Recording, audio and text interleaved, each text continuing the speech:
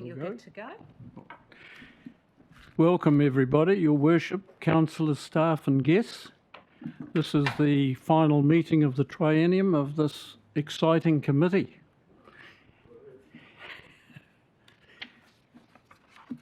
The council blessing. As we deliberate on the issues before us, we trust that we will reflect positively on the communities we serve. Let us all seek to be effective and just so that with courage, vision and energy, we provide positive leadership in a spirit of harmony and compassion. Are there any apologies? No apologies? Any declarations of interest relating to the agenda? Right. We have public speaking time and we have Mr. Mike Alexander. If you'd like to come forward, Mr. Alexander. And you know you have 3 minutes. Yeah, okay, that's working. Yeah, hi, good afternoon, the Mayor and the councillors and staff. Audit and Risk Subcommittee meeting agenda refers many times in here to what we have delivered. I have many suggestions, but I'll just refer to 2 in here. So on page 252, it's got in there, our roading allows for the safe and efficient movement of people and goods. And then we refer to 259, climate change, sustainability. So I'm going to refer, taking those comments, I'm going to refer to a report actually commissioned by the Mayor many years ago. The Kapiti Coast Forestry Access Impact Study of August 2014, reference KFAIS, was a report carried out across the district for the safe and efficient movement of logging trucks. At this time, in 2 months' time, nothing has been done on this report from August 2014. It was carried out by Wellington firm of consultants. We have over 25,700 logging trucks starting movement from the harvesting of Valley Road, and that's both sides of the gully.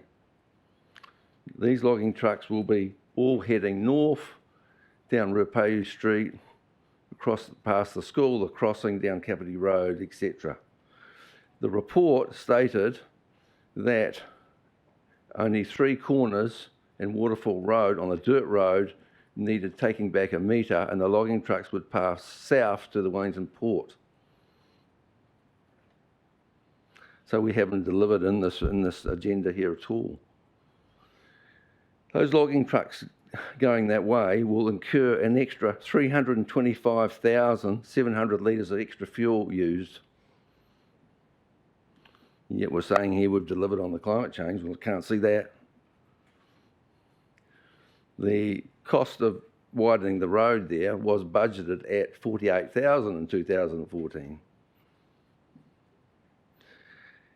Comments by Transit are that the road has to be used as a main highway on either direction if their highway gets closed for any means at all. And they did compaction tests in there with a spring beam. To comments about the road not suitable, there were 3 major slips on that road in 2012, 14, 16. 3,000 truckloads of dirt were taken out of there over a 2-week period, and the road suffered no problem at all. So the road's up to it, and Transit's happy with that as well. Yet we've done nothing on this report here, and so what we have delivered is not what has been stated. We're not an efficient means of transport. Yeah, hopefully that we can get that sorted. The other comments in there, I went through and referred to about the concrete footpaths.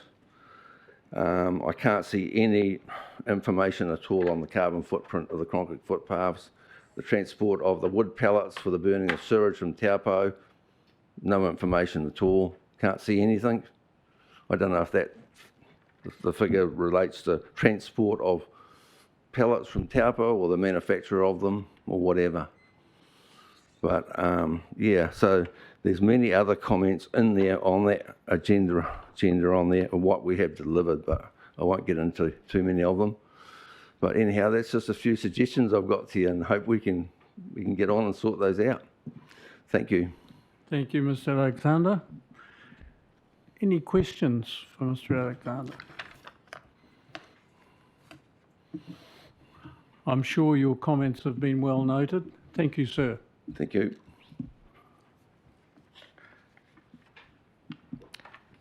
Any members' business that's not covered elsewhere? To acknowledge the resignation of Mr. Wilson. Yes. Just been reminded that because he's sitting there, I haven't realised that he's resigned from this committee. And I just hope we've docked his pay, that's all. Oh, after. All right, so if we could now move to reports and page 6. So welcome, Ian.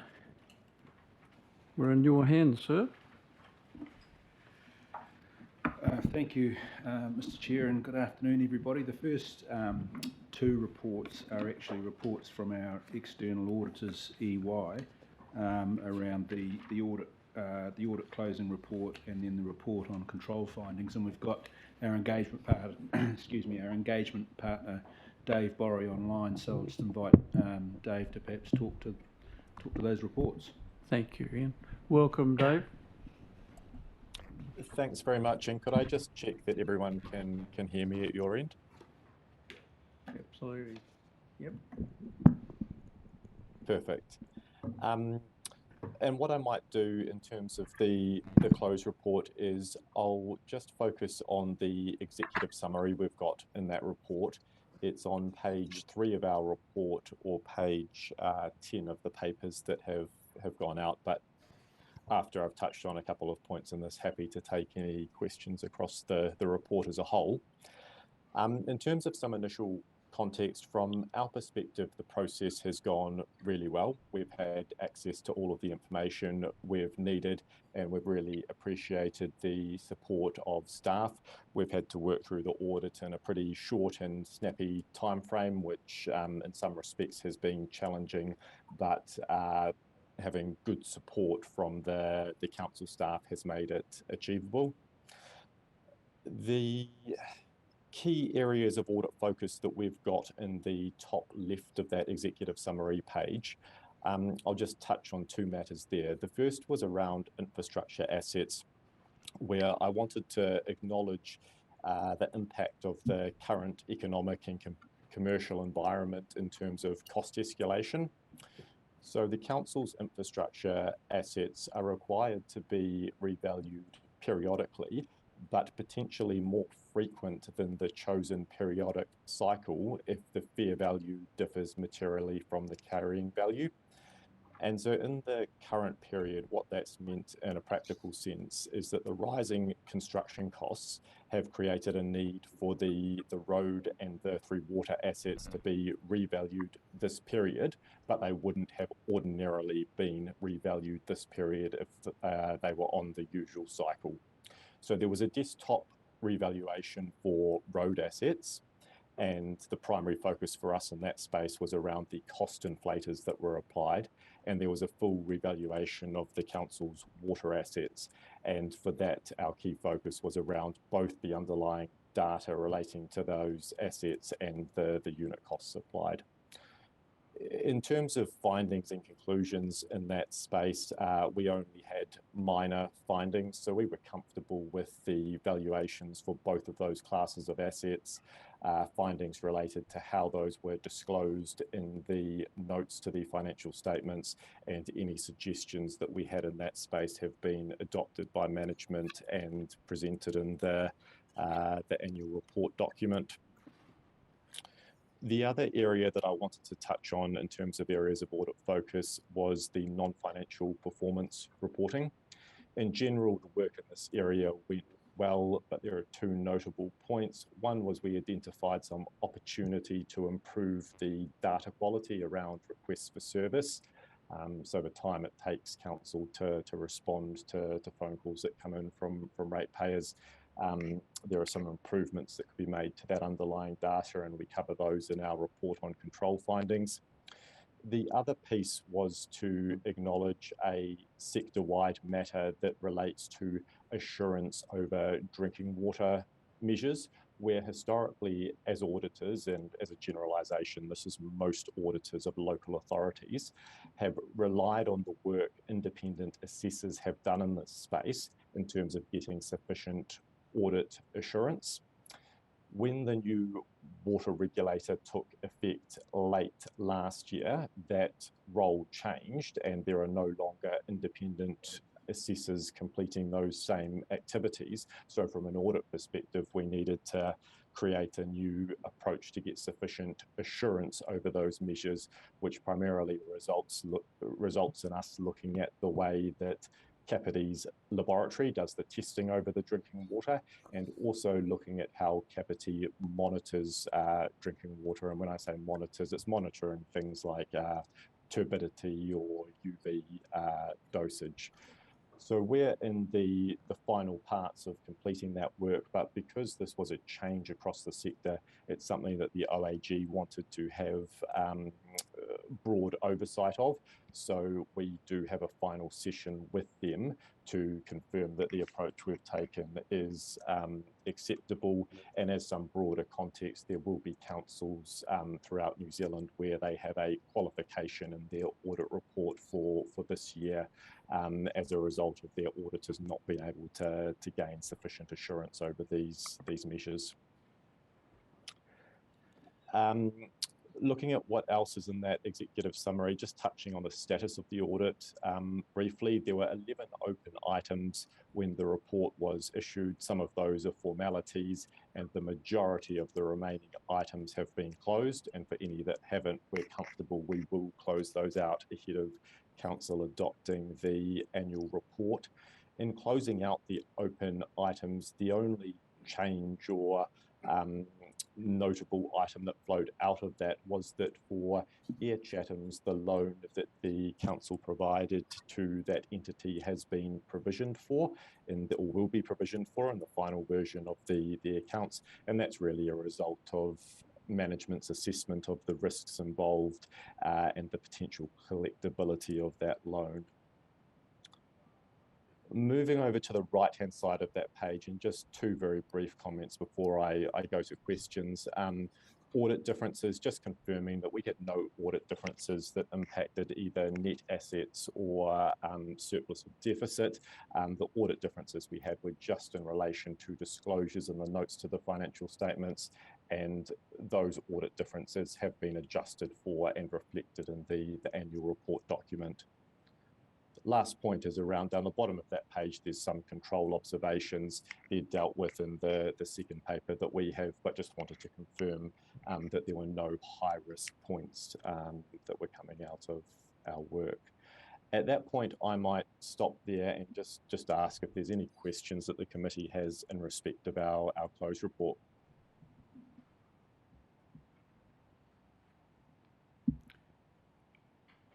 I just have one for you, Mr. Borrie. You mentioned that the audit went smoothly and you got plenty of cooperation.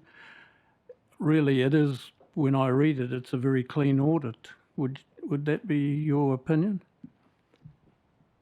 In short, yes.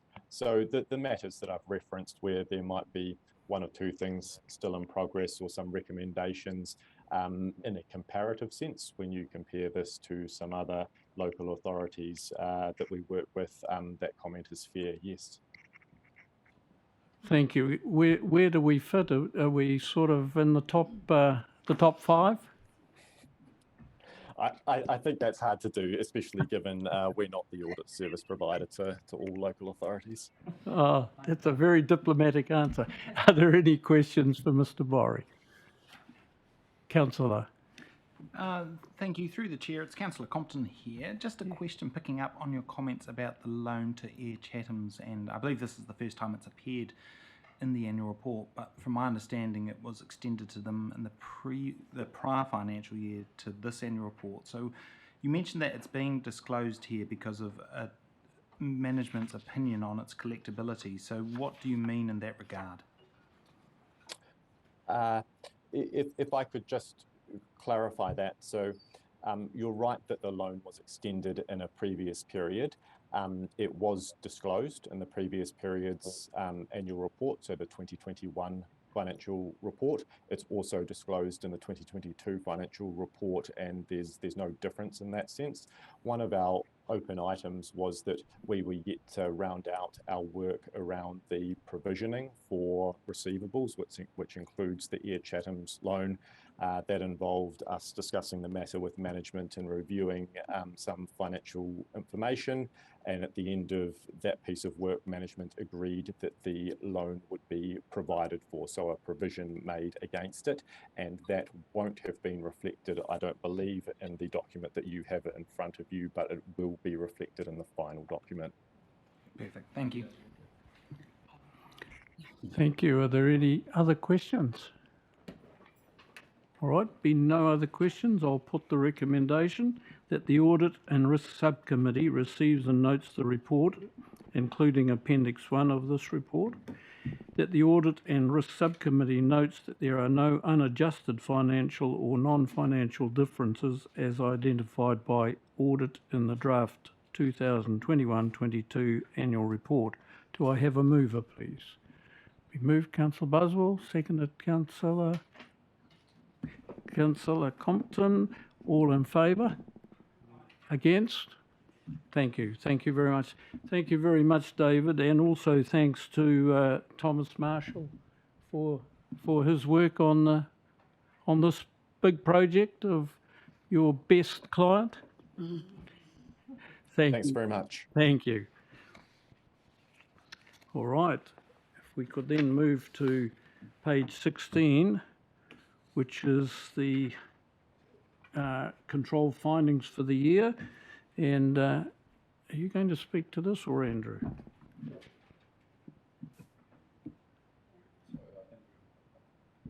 Oh, We were sorry. going to ask David to speak to that also. David, you were going to speak to this one as well. Yes, absolutely. I can do that. And I'll be reasonably brief. I think the most helpful page to refer to in the report is probably page 3, which just gives a basic summary of the recommendations we had, and I can talk to that briefly. There was one moderate risk finding, so I might provide a little bit of detail around that. That's the item that I referred to when I was running through the close report relating to performance reporting, and it's the data quality involved with requests for service. Essentially, in terms of the detail around the issue here, is there were some requests for service that were logged in the system at a later time than when the request was actually received. And what that then results in is there's an artificially short time in terms of the time measured for council to respond to those requests. We thought about this in the context of whether or not this was a material issue to the performance that council was reporting for the period, and we're satisfied that it's not a material issue, but there is an opportunity for there to be some improvement around the process with respect to logging these requests for service, so there's a more accurate response time that's available.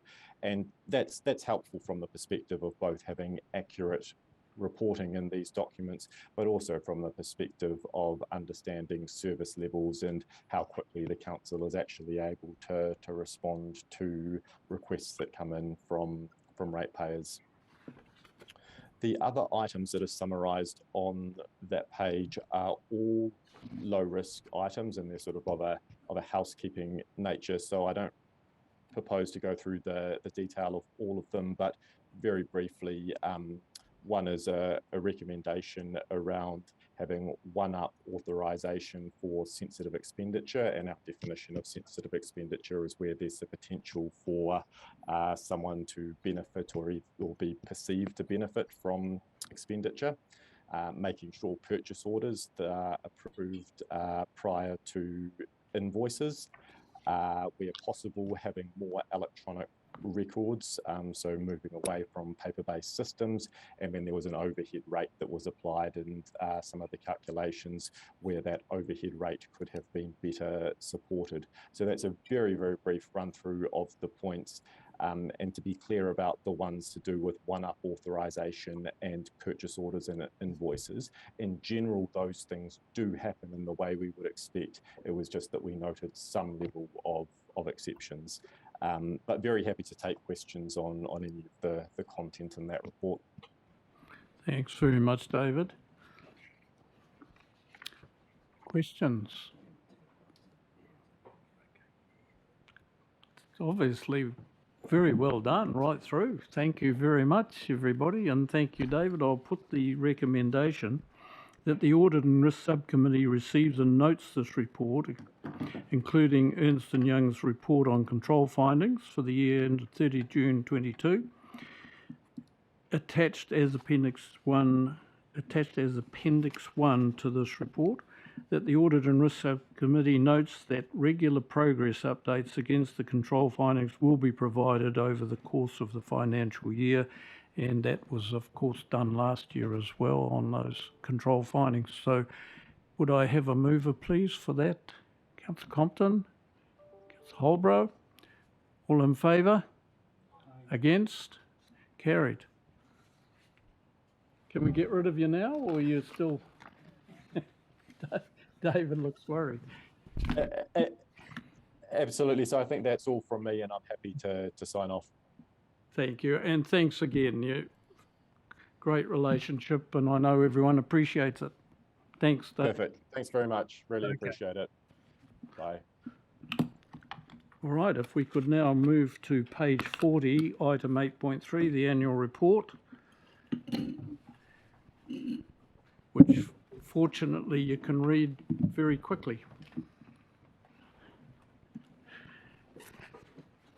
So what I'd like to do with this, because it is a big document, is we'll just go through with questions, and welcome, Joe, and perhaps if you could refer to the page as we go that you have questions. So just open it up for questions.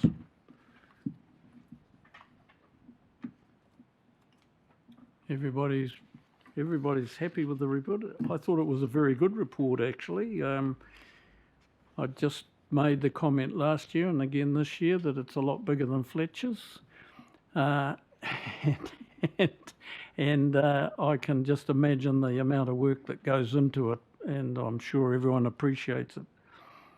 But is everyone totally happy with the report? There'll be those couple of adjustments that David mentioned. All right, Is it, Councillor? how feasible is it to make major changes to this at this point? Through you, Mr. Chair.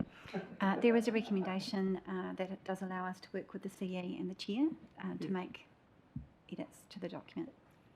Yeah. The recommendation The lets us... reason I'm asking is that the only thing I thought of was that the mihi from Tangata Whenua is quite far down. There's quite a bit that happens before it, and I would have thought that it was more culturally appropriate for it to be further up. Yeah. Can we... Oh, yes. Yeah. Through you, Mr. Chair. Absolutely, we can certainly make that adjustment. It's no problem at all. Yeah, I would have thought it would go maybe on the page after the Mayor and Chief Executive. Mm-hmm.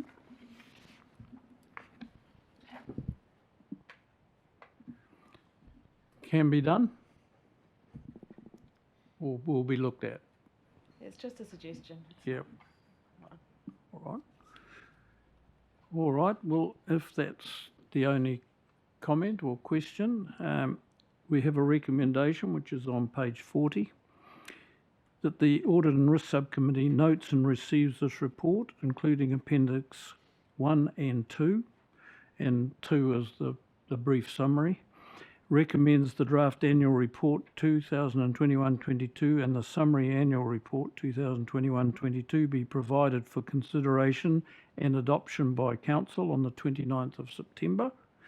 Delegates authority to the Acting Chief Executive and Chair of the Audit and Risk Subcommittees to make minor additional editorial changes to the draft annual report 2021-22 and its summary prior to being submitted to the Council for adoption. Do I have a mover, please? Councillor Holbrook? Oh, Councillor Holbrook? Councillor Buswell, seconded. All in favour? Any to the contrary? It's accepted. Thank you very much. All right, and if we could then move to page 290, which is the COVID response report, which I have to say I thought was very, very good. Thank you, Sharon. Thank you, Joe. You can relax, Joe. Do you feel that you're right now?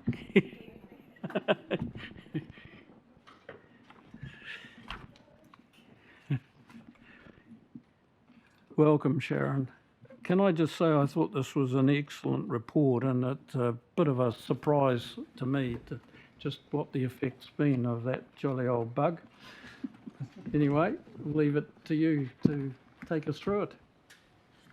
Thank you, Mr. Chair. Kia ora, everybody. Really, I would suggest this is taken as read. I think it really speaks for itself. Presentation style, I've tried to just cluster it in areas that you might have been wondering about. Just as a matter of interest, in the report you've just adopted and your report, the word COVID, there were 56 references to that throughout that report, and telling the story about how that's affected our mahi, and you've obviously seen that as you've read that report and adopted it. But yes, it has had an impact. This paper talks to more the internal impact on our business and our staff under our health and safety obligations, staff first, and you'll see that theme through this. There's a lot in here about just the impact and the working and the triaging that was done to support people. So I'm happy to take any questions if there are any.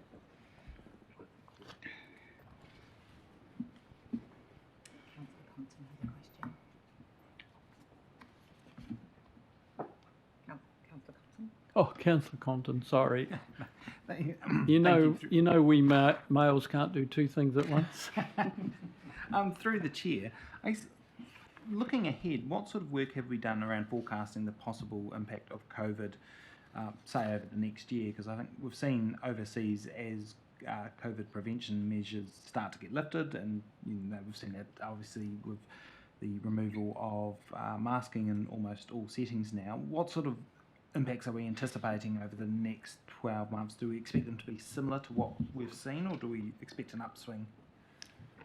Through you, Mr. Chair, that's a great question, and my crystal ball isn't with me today. We rely on single sources or sources of the truth for us as Ministry of Health and the COVID-19 website, supplemented by MB, Business Information and WorkSafe. We get the modelling, and I think Janice might get more of this through connected communities, through people and partnerships. We're aware of modelling that comes through for the region, but the better answer I can give you to what I work in is what this essentially was business continuity and practice. So going forward, we're out of the real-time reaction and caring for people, we're now getting into, against an international standard, populating our total response in a way that's accessible in-house and remotely if there was another lockdown.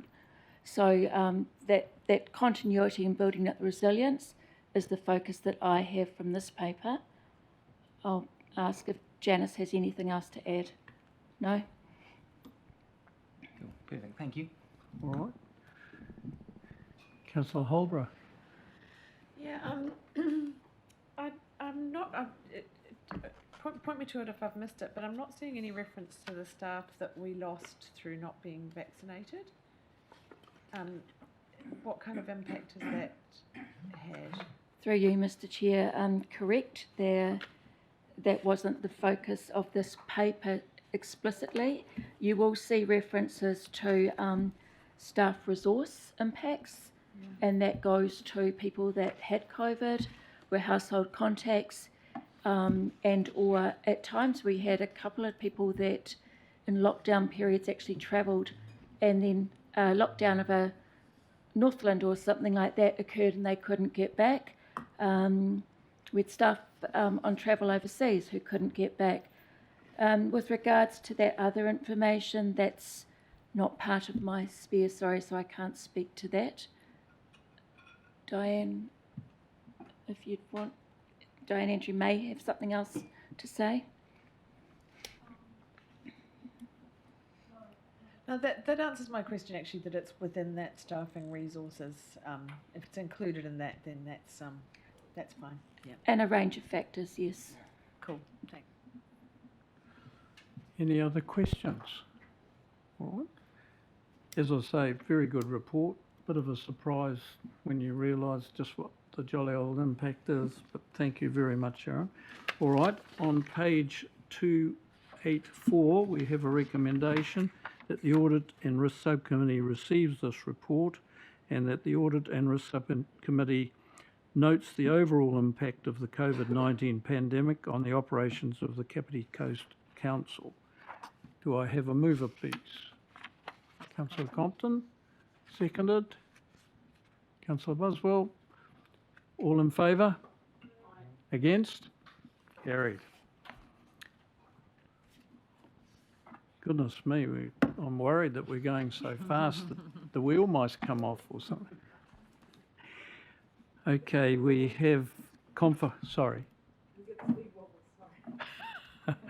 We have item on page 290, we have the confirmation of the minutes, item 9.1. Do I have a mover of those previous minutes? Councillor Holbrook, seconded Councillor Compton. All in favour? Against? Carried. All right. Can I then move that we move into public excluded business, please? Do I have a mover? Councillor Holbrook, seconded Councillor Compton. All in favour? Against? Right, so the only... Just hold fire a minute while we turn off all the live stream and right, sort out the... okay. That's it. You may close the meeting.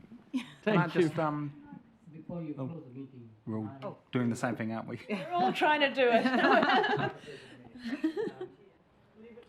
can I say on behalf of council what a sterling job you've done, being very thorough and bringing your experience to the table and being a very calming effect on what is can be fractious at times. So thank you for the work you've done for us. Thank you. And of course, Gary, the work that you did as a member of this committee before. Yeah. Thank you very much also to the work that you've done, and I'm sure the Deputy Chair would want to say something. Thank you. You stole my thunder. I was going to thank our independent members of our board very much for their knowledge sharing and their diligent way of conducting the meetings and things. So I'd like to thank Brian for your contribution to our Audit and Risk Committee over the last few years, and also Gary for participating as an independent member. Thank you very much to the both of you. I guess if I sum it up, it's I've actually really enjoyed it, and and Gary's been a great support to me with his knowledge. But what I've enjoyed is that I think there's a bunch of people around this table that have got their hearts absolutely in the right place, and to me that's great. And I'd just like to wish all of you that are standing again the very best, and those that aren't, well, as Councillor Compton said to me, he's going to have a new life. He won't be hassled at the cafe. So all the very best. And my term, actually, I've just been advised the other day that I can't escape. I've got to be here for a meeting in November, and I'm quite delighted about that. So I'm sure I'll see many of you again at that meeting. Thank you, and thanks, Gary, for all your help.